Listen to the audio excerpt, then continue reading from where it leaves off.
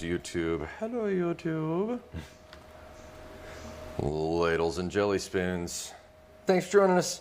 Welcome to Truth, Love, and Peace. This is episode number 54 with Jeremiah. What's going on, What up, man? buddy? How you doing? Doing good. And I had to turn the camera on before I asked this question because I didn't want to pretend like I knew this shit coming in. Cool. I'm terrified to try and say your last name. Oh, I usually don't even use it, but Chinegwu. Chinegwu. Yeah. Because I was going with a more Asian pronunciation. Yeah, like either Chinegwu was. I would have known you were talking about me either Yeah. way. So it all works I was out. going to try, but I had a feeling I was going to mess it up really bad. So I was like, nah. But I had to be honest and say, nah, I'm going to fuck it up. So Every single time it's that's me.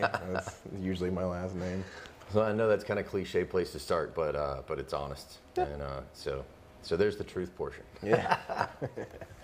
Well, we got to chat a little bit, but most of what I know about you is you're a great stand-up comedian, really funny guy. Always make me want to go home and practice when I see you. Appreciate it. And you are in the Navy and you live in Hawaii.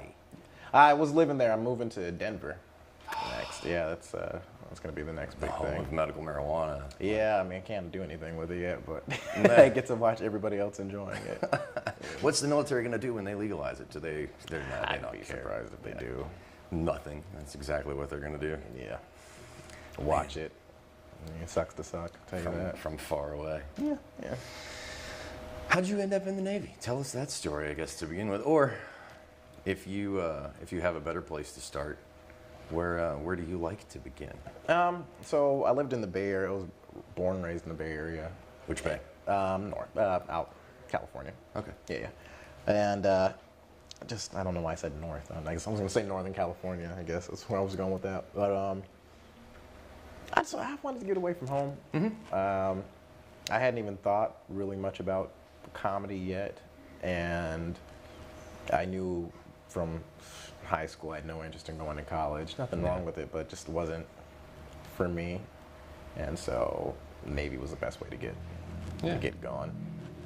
It was like, oh, I can sign up and be gone tomorrow, or maybe I just had a really good recruiter. I just saw that they can afford 20-piece nuggets before they were $5. I'm like, oh, gonna be my life. So I woke up in boot camp. Yeah. That's a good way to get out, man. It's a good way to travel. Yeah. It's a good way to see the world too. So have you gotten to do a lot of that besides Hawaii? Yeah. I first couple of years I was living in Virginia. I deployed out of there for the first time to Greece a couple times, Spain, Turkey, Seychelles. So jealous. Yeah, nice places. Yeah. Indeed. And then I was living in Maryland for a while. Really wasn't going very many places outside the country then. But then went to Hawaii, and then started seeing Japan. Went there a couple times. Very jealous. Australia. Very, very jealous. Yeah, so it's been a pretty good ride. The Pacific. I've always wanted to spend some time in Australia, and Yeah. I grew up as a martial artist. Yeah. You know, Japan was the mecca. Yeah, I can see. Yeah, Australia's cool, except everything's trying to kill you. The people there are so nice, but just, I did not feel safe outside. I could be around complete strangers and feel safer than any one bug I saw out there. Yeah. It was all intense looking. So that would probably be a problem for me. I am anti-venom. Anything that can bite me and disappear, and days, weeks later, shit falls off. Yeah. Oh man, that's Felt paralyzing. like everything that was out there. It is. Oh. It is literally everything Yeah, that's that out was- there. Yeah, but it's nice. It's still, I didn't care for the food out there in Australia, but everything else is nice out there. Very cool. Yeah. Very cool. I always end up studying Australia from the perspective of the Aboriginals. I'm very interested in how they got there, how long they've been there, the stories that they have about their own culture. Yeah. The only culture that we know of that has 75,000 contiguous years of culture, Yeah. oral traditions. Yeah. Nowhere else on the planet. It's fucking amazing. Yeah, it's a nice place, just in general. What I did think was weird, and maybe this is just from the outsider looking in, just there for a sort of amount of time. They didn't seem they did not get along very well with the modern Australian. I'm not sure how you would word that. The British Australians. Yeah. Yeah. And so that was kind of weird on the outside looking in on that, because it's like, You see me, you see my stand-up. I talk about race a lot. And so it was interesting seeing it there because the white Australians loved black people from everywhere else, but did not get along with the ones there, which was, I've never seen that anywhere. It's always just been like, nope, not interested at all.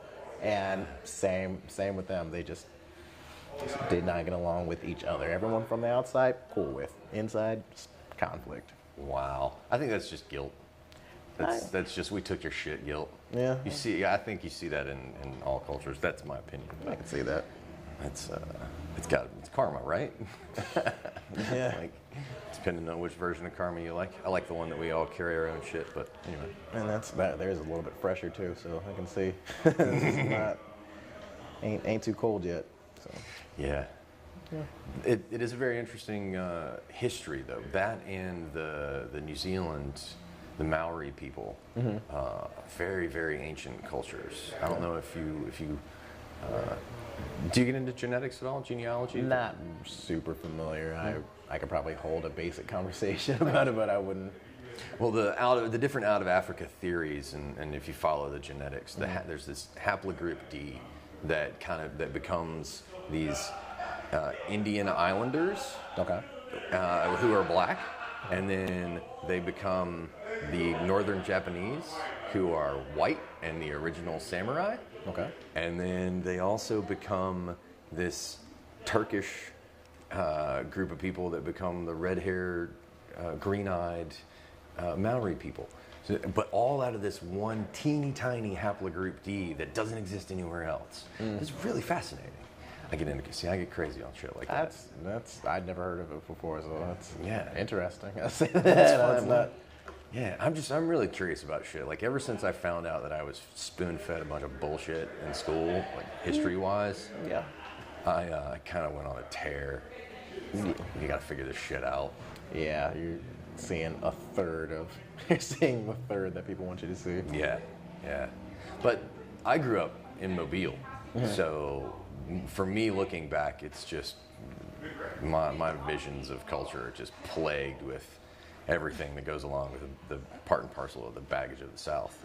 And it's just fucking sucks. To be 10 years behind, it's, as Mark Twain said, to be 10 years behind everything and to watch it go down. It's been weird. But California, I imagine it's a little different out there. More liberal. I've never gotten to spend time out there. That's nice. Yeah? It's really nice. It's I have spent so much of my time in the Navy trying to go back there, and I never get close. Like, went from Maryland, which is about a 5-hour flight, and then it was time for me to start trying to find where I wanted to go next, and the closest I can get was Hawaii, which is, so if this is California, this is Hawaii, this is Maryland, and that same distance roughly is the exact on the opposite end. So it's like I've never even been close until when I get to Denver in September. That's going to be the closest I've ever been. I think the attitude and the culture in Denver might be a lot more similar than... Hope so. I know I'm sure I've maybe met more than I'm aware of, but I'm only familiar with 2 people I've met from there, and they're pretty cool. Nice. So, I only got to spend a short stint. I cruised through Boulder one time, and it was really nice. The mountains are beautiful. Yeah?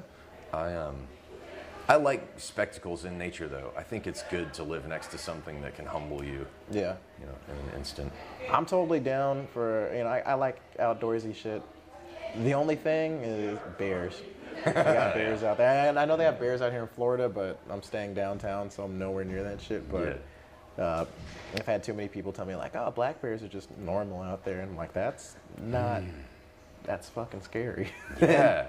Bears are terrifying. I'm so glad that you said that, because like legit, I've heard this too many times, is, oh, if you just make yourself bigger than them, you just scare them away. That's stupid. That's the worst fucking... No.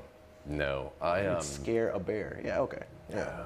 You get on Instagram, Google bear attacks, and watch these guys that, like, there was a guy in Alaska that he was holding his scalp, and he had survived this bear attack, and it was just mangled, but he was holding his phone, like doing a thing, and his head's just hanging off the side of his skull.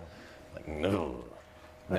Bears are massive hunks of muscle that are constantly starving and very pissed off about it. Yeah, so I hate, and there's other shit out there. Like when I was in Maryland, I'd never seen I didn't know groundhogs were real. This is true.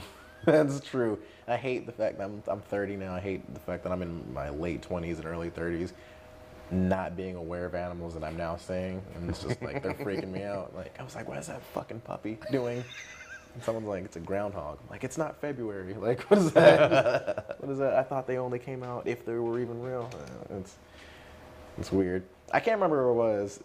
Spinning off of bears. This is actually true. I heard this.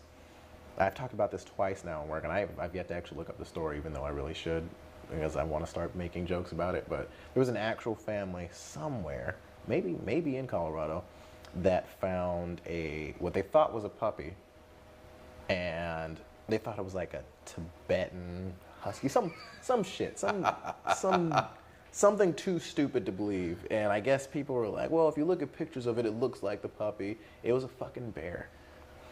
And they kept it for a while. What?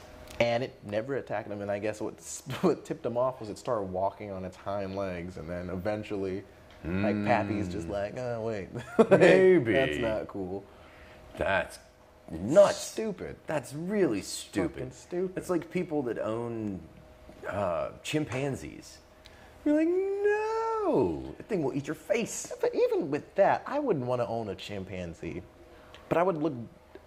You got to be some sort of stupid to own a chimpanzee. You got to be some extra sort of stupid to not know it's a chimpanzee. That was my. That's a whole nother. They didn't know it was like fucking.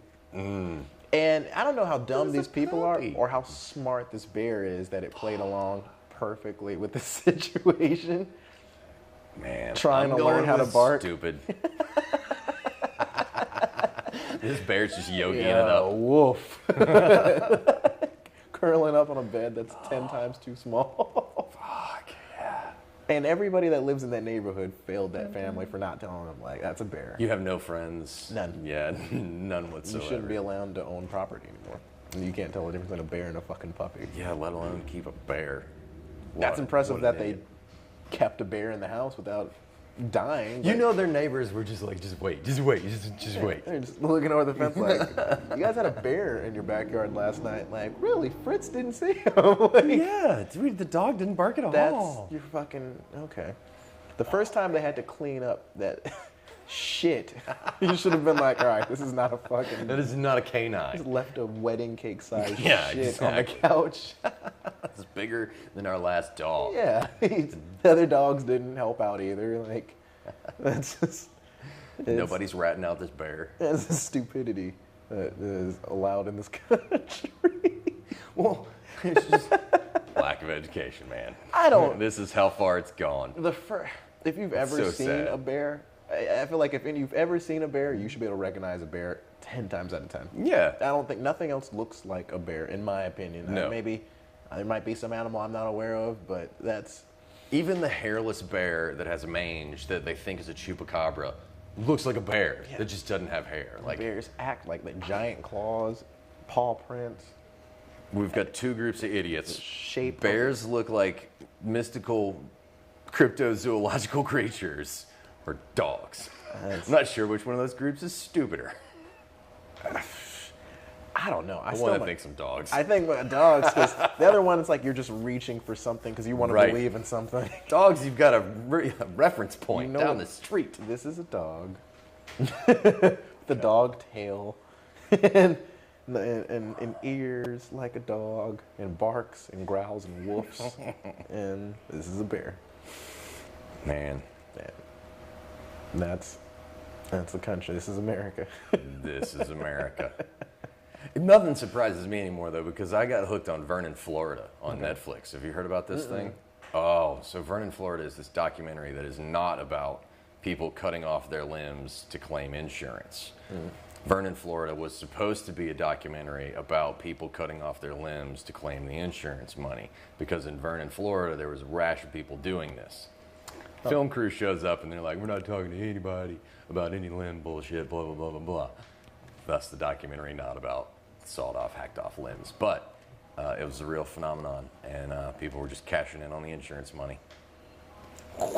how do you justify that claim? Like they're just like, I just lost my fucking thumb. And Yeah, I don't know. I'm sure they had some kind of racket. You know, lawnmowers, tractors, small rural farming community. You never know. are you getting paid that good to hack off a whole limb? That's Apparently, Vernon, Florida is the place that the cost of living is low enough. That payout would be pretty good. Yep, One step above Mexico's exchange rate, from what I hear. That's lazier than prostitution. That's giving up. Because there's like, you could be pushed into prostitution for some horrible, not to not to make light of a serious situation. There could be a horrible reason that you're into that, or you could just not be trying at all, or you could just be cutting your fucking limbs off for insurance money.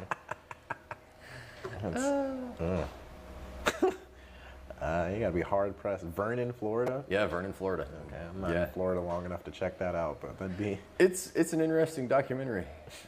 It's an interesting documentary. Just driving through the city and there's people just, fucking idiots. That's. Well, it was for me when I first saw it, it was like, oh, this is the craziest thing ever. But then when I found out, oh, this is the leftovers from the people the story that they wanted to tell, it's like, oh, it's that much better. Like, these are just the people that were hanging around that were willing to talk. So anyway, that is a huge Far Cry tangent. Those are the one-handed people riding their yachts. Yeah. Sunset. But they're probably the same people that would be walking their bears with their stump. That's how they lost the hand. There you go, and there's the bow. Trying to feed Fritz, the fucking family dog. He got a little overzealous. You're wondering why he's eating dog food through the can. He's just chomping the fucking can. And that's where it started. One person gets good payout, and then everybody else is like, hey man, what kind of dog is that? Can I watch your dog? Holy crap. Yeah. This would be a good episode. That makes me want to look more into the bear dog story and see if that's anywhere near that part of Florida. I wouldn't look into it now. I would just go with it. That's the thing. It sounds better, or this is what we're going with. Vernon, Florida. That's where it happened. I like it. I like it a lot. Nice.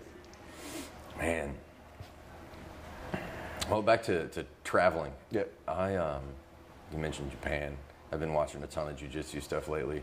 Yeah. It's kind of one of my things. I've gotten to the point where I'm so lazy, just watch other people work out and be like, this counts. Yeah, well, it's that commercial they had a few years ago where the guy's just sitting there in the chair and like somebody's running on like a treadmill and you just see his arms like pumping up. I did not see It was that. like a Snickers commercial. It was some dumb commercial, but it was funny. Hilarious. That's the future. Yeah, Wally. Future that we haven't got to yet. The future we were supposed to have by now. I know. Just all the soothsayers and prognosticators missed it. Hey, wasn't the Jetsons set in like the 90s? Hollywood let us down. It was the 2000s, I think, right before 2000. I don't know on the Jetsons. That's a good It one. was the 90s. I thought that was the 90s. The family of the 19th century. Something like that. That'll be worth looking up. I know one that came up recently was Back to the Future. It was 2018. That was supposed to be. Yeah, that I do remember for here sure. and come and gone. And then there was another one that I heard about not too long ago. Yeah, I'm. While you're looking that up, the appropriate plugs, if you're catching this live, we are here at the Days Inn on the corner of Palafox and Cervantes above Back Porch, which hosts the Back Porch Comedy Show every Friday night and the open mic on Tuesdays. And we're here early to sit around and chit chat. So, but if you're catching this on the replay, there's a show every Friday. There's an open mic every Tuesday. Back Porch Comedy. Check it out on Facebook, Instagram, Twitter. I think it's the same on all of them. Yeah. So there you go. The necessary plugs. And Back Porch Bar and Grill. That's the other one. Hit up their page as well. So. We were nowhere close. I wasn't. I wasn't either. What was it? 3000s. 2062. 2062. Okay, so it could still happen. Yeah. Well, I can imagine having to wait another 2 generations before, If I'm alive, I'd be down. raping children will be okay. Yeah, that's. Hi guys. Hello. If you How you doing? if you go back and do the math, if you really want to be creeped out on the Jetsons, like the dad and the mom, and the age of the daughter, there was some underage shenanigans going on, and some I never knew how old they were. underage. That's how old they were. The parent, Yeah, like George and Judy would have had to have conceived the daughter before the mother was 18, if I remember correctly. It's something scandalous like that. Oh, what's set? The cartoon was made in the '60s. With that, I don't think. Well, they didn't seem to give a shit about Disney stuff like artists that. are still putting dicks in cartoons. Yeah, Like, right. It's nothing new. Wasn't Disney a pedophile? I don't know about pedophile, but he was definitely a fascist. Yeah, I definitely know that one. He was, I wouldn't be surprised. yeah, I hope those two things go hand in hand somewhere down the line. might as well. I'm sure between the two of us we can tie them together. I couldn't. Shouldn't be too difficult. One day. In their dreams. Every Nazi was a pedophile. Every sympathizer was a pedophile. Well, you could put it in terms of raping their inner child. It's kind of abstract, but Deep. but not. Well, those wounds are. Yeah, about it. Say the least. I have to refresh that button from time to time. Oh, yeah. Okay. So California, the whole time. When did you get into comedy from there? So that wasn't actually till I got to Maryland. I think it was something I think that in the back of my mind I would have always wanted to do. Yeah. And it actually started earlier than I usually even talk about. Like, I was in high school. I felt like I had a knack for. I was a skinny kid, and my freshman year, like all my buddies that had already been at school, like. It's common in school for people to just kind of shoot the shit, Sure. roast back and forth between each other, like, which eventually became like a way bigger thing. But you see people kind of do that in high school, and that it came a point where I found I was really good at that, and that became an everyday thing for 4 years, and it was at least for our small high school somewhat of a spectacle. People. It was the same core 10 people roughly, and people would come just to watch. And I think I was one of the better ones. And just in the back of my mind, I'm like, this would be great to be able to do this full time, but not thinking any farther than that. And then, I used to like watching old stand-ups. I used to like watching Eddie Murphy. Chris Rock was like my favorite stand-up comedian when I was a kid.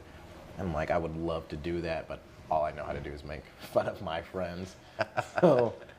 I think when I got to Maryland, the power plant, I cannot remember the name of the comedy club there. It was the very first place I ever even touched a microphone at. But my friend had been trying to push me into trying an open mic. And so I tell her, yeah, okay, cool, I'll try it. If you find one, that's the only deal. If you find one, I'll go through with it.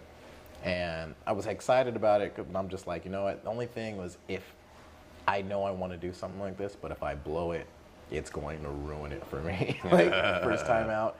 And it's just already in the back of my mind, if I blow this, I'm never going to even try it again.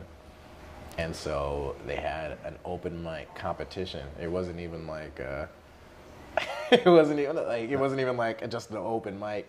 I guess It wasn't little enough pressure. yeah. Was it the? I think it may have been pressure. called the Comedy Factory, something like that. But yeah, at least at the time, they did a competition every single month where they were taking new talent guys who'd been performing for less than 2 years, and they had to go up and give their best 5 minutes. And I didn't know that till I got there. And my first night, and what they would do, whoever won that month, they did it one designated night a month, and the 12 winners from each month would be in a showcase at the end, and I guess the crowd would vote on who they liked. And I did the month, that night and I won that month.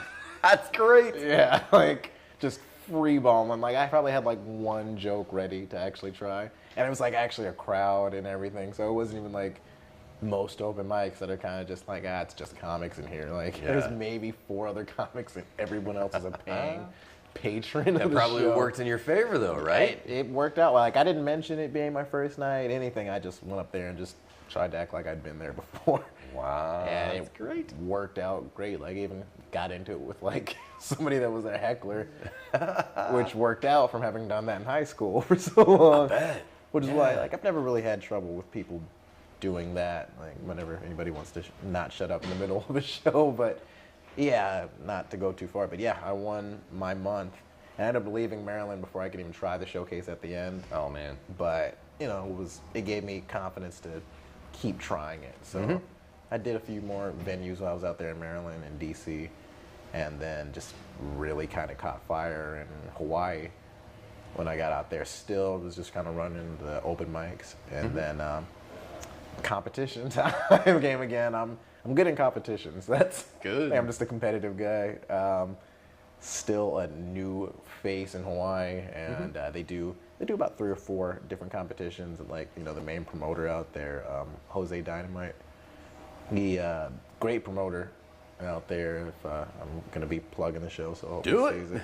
Do it. But really good promoter, good friend, and he hadn't. I don't feel like he'd been paying me my dues. Like, I guess everybody probably feels that way. You know, you feel like you're probably doing better than you are. Sure. And I felt like I was doing really good at open mics, but just wasn't getting any attention from any of the promoters out there. And they did a competition out there, and I won that. Like, actually, like, got to see it all the way through the end, and I started getting booked. My buddy Shane Lucas Price, he comes out here every once in a while. I'm not sure if you may have met him. I think before. I have. Yeah, cool. Yeah. First guy to put me on like a paid gig. Yeah. Yeah, he after I won that competition, he started having me booking me shows with him. You know, people would come to Hawaii. Nick Thune. Yeah, I've heard that name. Yeah, guys like that. He'd come out, and Shane just put me everywhere I needed to be to get better. That's great. Now, just, you know, so many people come to Hawaii. You meet people, network, which I feel like that's the main way to do anything with this.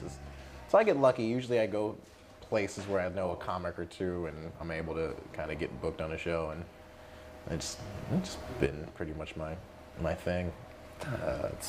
Dude, working the grind. Yeah, trying. Getting it done. Yeah. That's good though. I mean, when I first got into it, I looked to online resources. Like, I'm big at just trying to eat stuff up. Yeah.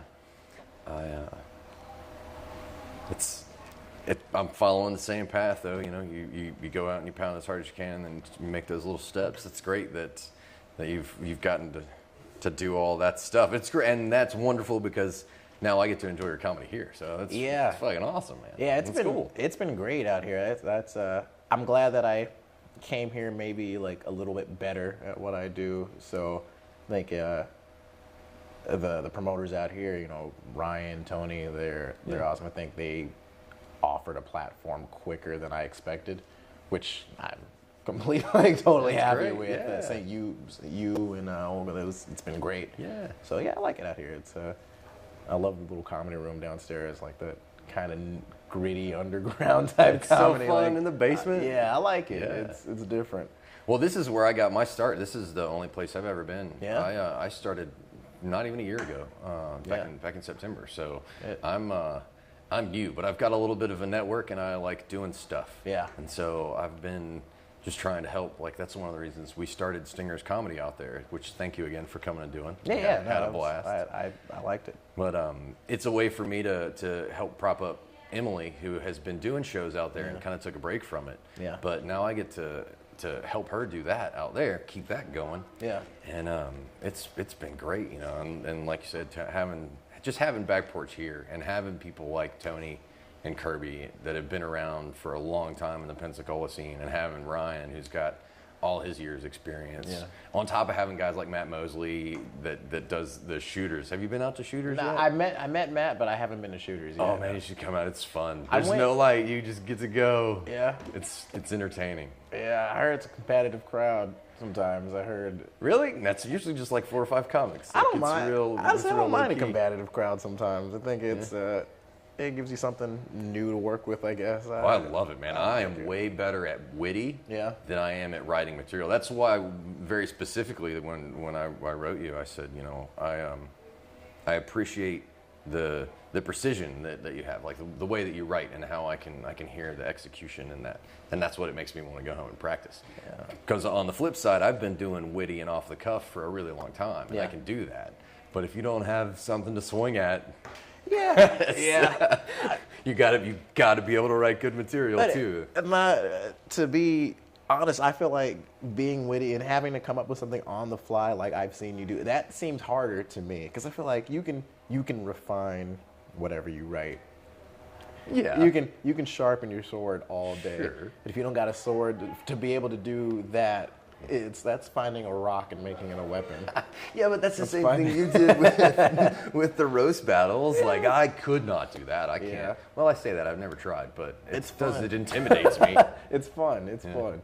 I've yet to be able to do it on a bigger stage, and I feel like, obviously roasting's been around for a while, but I feel like more and more it's starting to get like the right way. I feel like it's more common to see that in certain scenes, and I've yet to be able to actually be in one since I've been doing comedy, which I'm looking forward to. Yeah, I know Tech Johnson was here. Yeah. And they do one down in, I think it's Tampa that he's from. Okay. I want to say that they do one. And I know I've talked to Brogan. He's interested in doing one here with some other people. And I hope it's something that would come about here. I think it's good because you do have to be quick. Yep. And it's that bit of verbal sparring it's just like rolling in jiu-jitsu. Like you have to go full 100. You have to go 100% to get good practice. Like that's how you're gonna train. And there's something about comedy that it always, if it's reactionary, it always starts real rough. It takes a long time to sharpen, like you were saying. Yeah. It does start as a blunt instrument. Yeah. Yeah. Doing some beating someone with a rock and a knife. And man, I can't imagine all the time spent learning to tell jokes that way, because that structuring jokes is something that I struggle with. Yeah. Like I have to constantly remind myself, and I work at it really hard. And God, I got a long way to go to get better too. But anyway, being able to do that on the fly, like in a rap battle or a roast battle. Is it like being in a flow state, like when you're grappling or when you're playing sports? I think so. I feel like the best way to put it is if you already know that there's a possibility. It's kind of just being on your toes. If you know there's a possibility that it can happen. Mm-hmm. I said it's crazy. We did it for 4 years, and even though I knew every single day that it was going to happen, it wasn't just like I walked in and it was already happening. Any one thing could have sparked it off. I could have had a bad haircut. That was going to spark it off. Yeah. Somebody else could have said something stupid in class. That was going to spark it off. It could already be going by the time I sat down, or it could pick up the last 5 minutes before lunch was over. And I think when I'm on stage, I know that people talk. It's impossible. It would be impossible to just find a room with more than 5 people and there's just no noise for an extended period of time. And so, like, I don't just jump on the first person that talks. But if it's clear, if it comes to a point where it's like you should know to probably be quiet at this point, it's almost reactionary. It's kind of just like, I know something can go off. I'm ready if it does. Because then that's the thing. You can't have things just kind of lined up and ready to say, at least in my opinion. Maybe somebody better than me does, but because you don't know who the hell it's going to be. You can have that perfect comeback for somebody, and then you look and it ends up being this little old Asian lady, and you're going to reach into your book of old Asian lady jokes. Like, it's probably not. Yeah, and if you got something for that, then if you have that arrow in your quiver, good for you, but I don't, so. I definitely don't. You just have to kind of roll with the punches, and people give themselves enough line to hang themselves with. Nobody wants to just let it go. Nobody's just like, you know what, you're right, I should shut up. It's always something. Yep. And so. It is. Yeah. Everybody wants to be the center of attention. Yeah, shit, that's why we do it. I'm guilty. I'm not mad at them. I can see where they're coming from. Everyone wants to be part of the show. Like, Sure. I remember, and I'll tell tales. Ryan will even back me up on this one. Our first show at the Flying Harpoon 2, one of the general managers was the I'm helping heckler. And there are hecklers that are tolerable, and then the I'm helping heckler is the one where it usually goes on too long. Yeah. And I had to explain to her, I was like, no, let me break it down for you. He's a professional, and he's prepared to talk for 45 minutes. Yeah. Does not need your help at all. And so what you're doing is you're keeping him from doing the things that he has, as a professional, prepared. And it was funny for 20 minutes. Yeah. But holy shit, 20 minutes. It's like, But then I explained to her, I was like, look, being a heckler in the front of the room, you're having a conversation and it's funny for you and the people around you. Yeah. But as a bar owner, you should be concerned that the people in the back of the room don't feel like they're part of the show. Yeah. And they can't hear it and they're walking out. And that's when she was like, oh, okay. Now I see that this is... Yeah. So it's interesting. People... And see, that's the thing. Even you said that you just started in September. That's awesome. That even I feel like everybody should be able to... I don't feel like you even have to be a comic to make that common sense. But I hate when comics don't have that common sense. Yeah. When I was in Hawaii, there was this guy, I can't remember his fucking name to save my life, and wouldn't bother to try and remember it anyway, but every time he went to a show, always, I'm just helping. And my buddy, Frankie Marcos out in San Jose, funniest guy out there. I know that guy is going to be famous one fucking day. Funniest guy. I can't remember the comeback that he came up with. There was no way. He shuts this guy the fuck up immediately. And after the fact, he's trying to apologize, and everyone's just like, how do you not know this? You've been on stage before. Well, I like when people talk to me. I'm like, well, nobody likes when you're on stage because you're not that funny. So maybe that is some type of validation that you're doing okay, but I try and tell people how it is. The worst thing you can do to somebody who's trying to be, I want to do this professionally one day. Yeah. I don't care about getting a TV show. I don't care about getting a special movies. I want to be a professional, whatever that is, comedian, where this is my main income. This is what I do because I love doing this. And the worst thing anybody can do is not give you the 100% honest truth. Yeah. You're not helping at all. So I'll tell a good friend, like, no, it was not good. Which is me. If I feel in my heart I didn't do good, I got to be honest with myself. Yo, that was garbage. Look myself in the mirror. That was bad. Yeah. Do better. And I had to tell him that, like, no, you're not that funny. So that's the reason why you want somebody to bail you out. Yep. And sometimes it's bailed me out when I felt like I wasn't doing that great. Somebody jumps in at the right time. You're like, fucking diving on you until I remember what I got. And you win the crowd back, I think, with that sometimes. You shut that obnoxious heckler out the crowd. It's just like, this guy's the chief. He's the king now. Yeah. Oh. Which is one of the things that's interesting about stand-up comedy. I've always been captivated by it because it's the last great bastion of the art of the spoken word in a lot of regards. I can see that. And I guess I had an appreciation for comics because I was exposed to them at a young age, and so I saw how complex, how layered Carlin's stuff was. Yeah. As I was coming up, because Carlin was my bounce off for my fall from grace and my exit from the church. It was like, no, there's smart people out there that know shit. Yeah. And we need to think about what's going on here, talk about it, and so it helped formulate my opinions and. I don't know. It's just seeing that complexity. There's something to it that was good for the soul, and there's something about stand-up that I don't know. It just makes me gush, man. It's fucking awesome. It's cool to hear other people talk about it too, and know that people aren't just crazy over the top. Because I'm like you. I want to be able to pile in the van and build a tour and be able to go and survive. Yeah. I don't need a TV show. My pipe dream is a Netflix special. I hope Netflix is still doing specials after I've put enough time in to deserve one. Yeah. That would be really, really cool. Yeah. But that's about as far as I want to reach, because that's just a really badass hour when you think about it. Yeah. That's a reasonable goal for me. I hope by the time I'm doing 5 years, 5 years in, that I could put together a solid hour. Yeah. I would hope. Yeah, it's definitely, I just want to be able to say at the end of the day that I made it doing this, whatever my personal opinion at the time that I felt like I made it, and I can be like, you know what, fuck, I made it. Yeah. And like I hate this so much. Like I don't know at what point I'm going overboard, but like this like I don't like open mics. No. I don't really like them. I don't because I think You're not alone. Yeah, it's not. I appreciate that there's people willing to throw them. I appreciate the people who put all the work to make an open mic run. I couldn't imagine how difficult that is. I hate the free therapy. Because I feel like even there's some people that said that, but you can tell she takes it seriously. It's not just free therapy. She would be doing fucking shows. Like Right. that is a level beyond the comic. So, but people that you know they are there. They're not working on their shit. They're not trying to be funny. Yeah. They're just up there because they want to talk to somebody. Yeah. I am.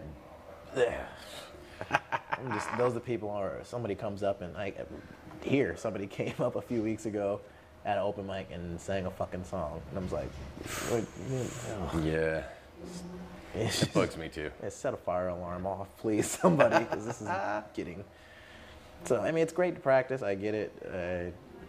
I don't know. I feel like a diva in my own mind. I am not close to the amount of experience to talk some of the shit that I do. I don't think so. I don't think so because I come into it having a lot of purpose. I believe that practicing with purpose is a really good thing. Yeah.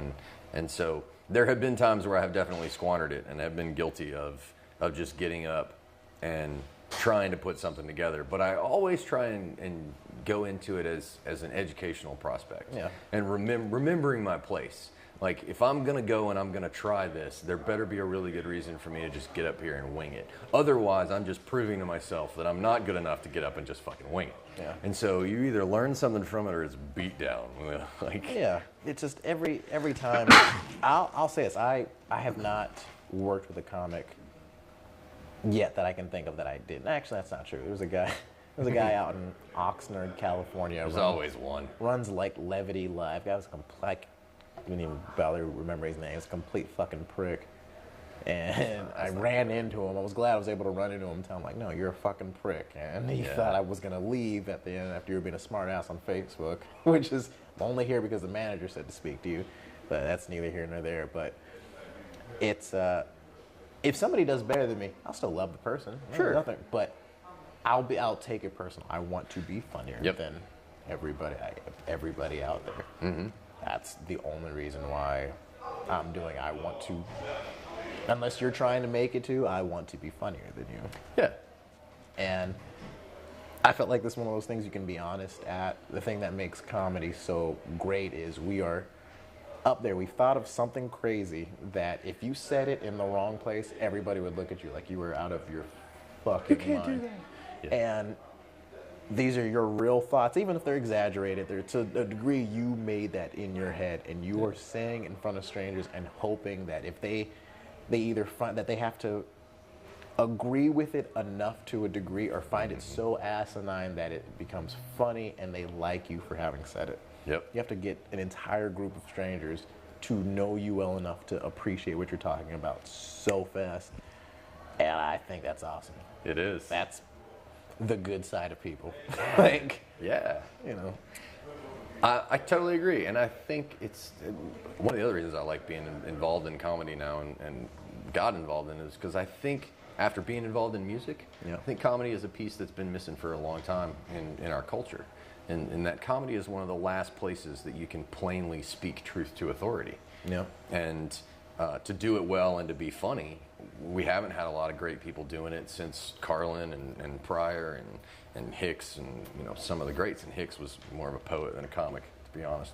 But we don't have a lot of that now. And especially in the Pensacola Mobile area, comedy clubs have struggled and never had one. Yeah. And it's like, is it just because it's a red state? Like, what the fuck? Like, why is there this lack of comedy? And I think, and I hope that the more people see that comedy is the effort that goes into it, because thanks to Rogan and thanks to how big comedy's gotten, thanks to Netflix, and I say Rogan from a podcast standpoint,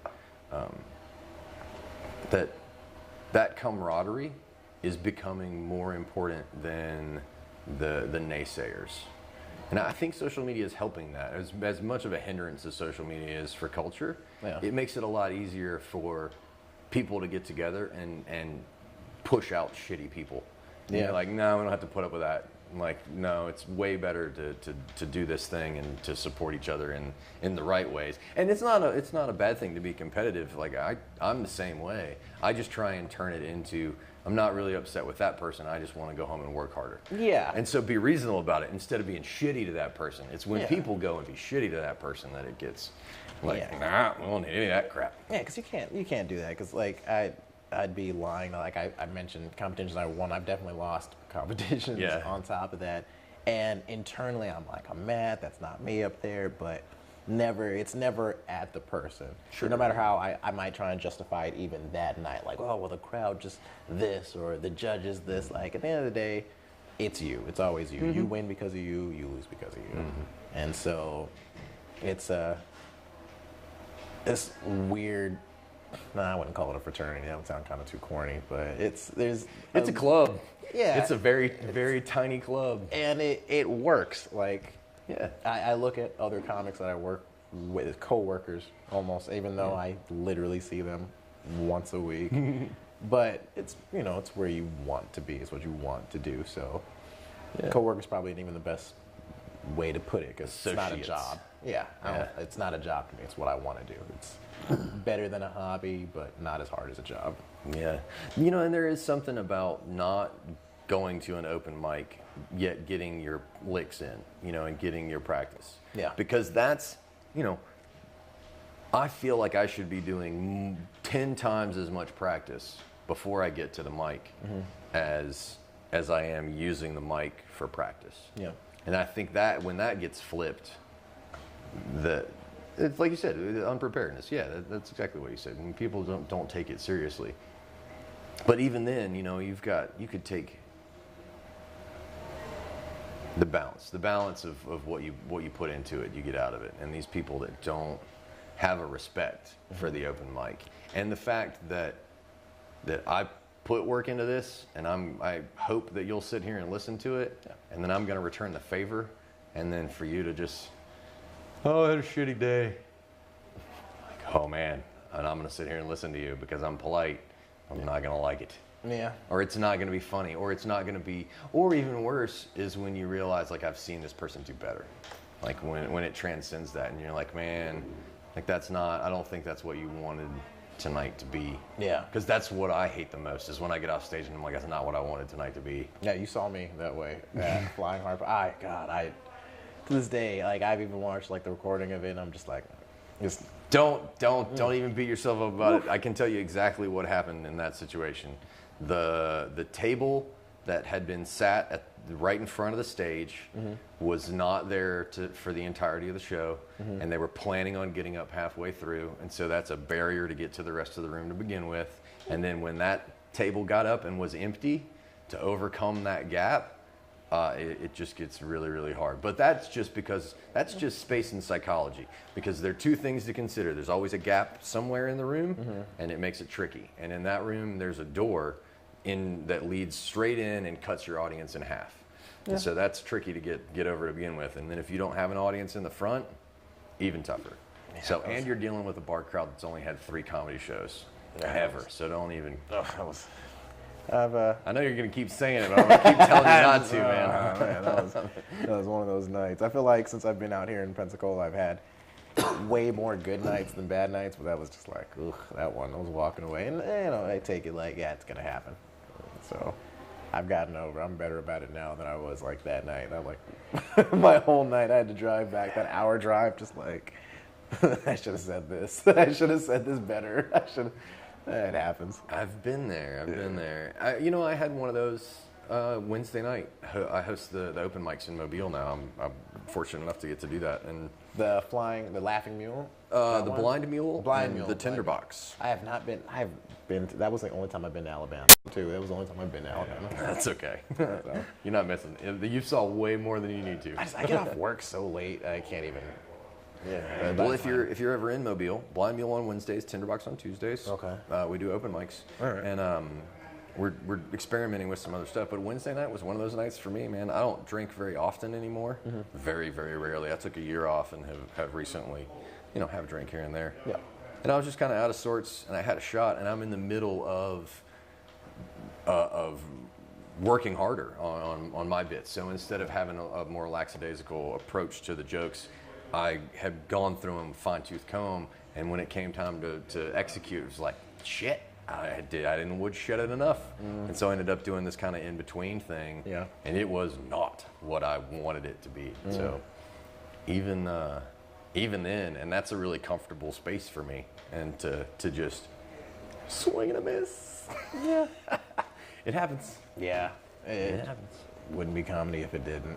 It's the tragic side Yeah. of this beautiful thing. But it is what the tragic side, because I saw you, I won't say kill, but do really well on a stage in the middle of the afternoon in somebody's backyard next to a pool. Yeah. So, you've got the scenario that no one should do really well in, you did really well in, and the scenario that like, we're in a bar, we got a microphone and a PA. Yeah. Well, we can handle this. It's weird. That, not you, more audience, I'm telling you. But still, it's interesting that we live in that world. And that pool one was fun though. Wasn't it? That was I was not expecting that at all. I was immediately thrown off when I got up there, and like from that side, watching like Ryan and Olivia go, I'm like, oh, okay, cool. And as soon as I got up there, I'm like, oh, I'm on like a tractor bed. All right, cool. Let's see how this works. I couldn't do it. I didn't want to. I was too nervous about making Emily look bad. It's like, man, if I slip up and offend somebody, since we do Stinger's comedy together, it's like, I don't want to put her in that spot. That was hard too, trying to modify. I'm just like, I knew there was jokes that they wouldn't get. Yeah. I was like, okay, I got certain material is not going to be funny here, and that's to me, I think that might even be harder than bombing. I don't feel like I've ever bombed, like just went up there, got nothing, which, you know, tonight, go out there and blow it tonight. But it's so hard when, especially if you don't go up first, which I hate going up first, but after you're kind of seeing what the crowd's laughing at, like that crowd was like, it was an older crowd. So I'm like, okay, a lot of my modern stuff, Facebook jokes aren't gonna work. I know I made the get out joke, and I feel like I can see where half the crowd got it. The other crowd was just like, no idea what that is. And so it's I like the intelligence that has to go in to there's no incredibly stupid comedian. It's not possible to be. Yeah. That's at least doing well. It's impossible. You have to be up there and assess the situation so quick and be able to handle it and not let them see that you're thinking about it, and still do good and still be funny and remember what you said and remember what people before you said, and realize like, oh, they're not laughing at black jokes, they're not laughing at Facebook jokes, sex jokes, and to still keep pushing. So I like it. It kind of keeps you on your toes. It does indeed. Yeah. It does indeed. And that's one more thing I can get better at is reading rooms. It's not something I've thought too much about, so I'm sure I could use a little more attention. Yeah, try it. It's really important too. It's a really good point. Yeah, it's I feel like I'm pretty good at it. I wager I'm pretty decent at it, and like I do this, and I rarely talk about this with other comics because they just kind of naturally talk about it. Like, we study without knowing that we're studying. We're practicing without knowing that we're practicing. Like, I have a notebook I keep on me, and I'm be in the middle of class doing my job defending the country, and I'm writing jokes like, oh, that dick joke might be funny. Like, in the middle of somebody talking to me about something important, I jot it down. Or when you're watching Ali Wong, Hannibal Buress, one of these people on Netflix, you're like, oh, I see what they're doing there. And like, I'm no person to judge what they're doing, but it's like, oh, I see what they're doing. Yeah. I get that. I get why they did that. Right. Why they, it's a psychology to it that I think makes it the art form that it is. Yeah, I totally agree. Yeah. I totally agree. I think a lot of it too has to do with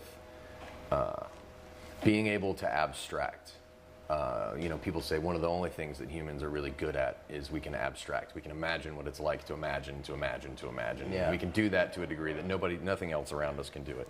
And comedians are really good at that because you have to be able to put yourself in somebody else's shoes and to follow through the thought experiment. Be like, okay, they're laughing at this, this, and this. How far can I push it?